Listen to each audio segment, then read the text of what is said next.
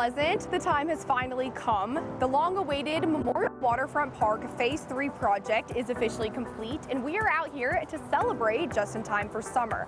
There is so much to offer here, so let's get into it. You can now come out and enjoy the multi-purpose sports court that can act as 2 basketball courts or 4 pickleball courts. Phase 3 also features a splash pad fountain play area with a water tower that is actually a replica of the old water tower in the old village. There is now a restroom facility, dog parks for dogs of all sizes, and a 1/4 mile walking track.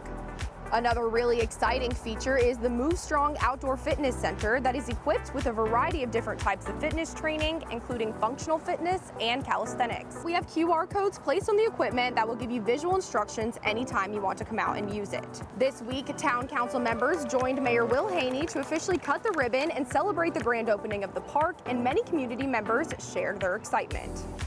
Well, you heard it here first. The Memorial Waterfront Park is officially open and ready to use, so be sure to come out here and check out all the new amenities it has to offer.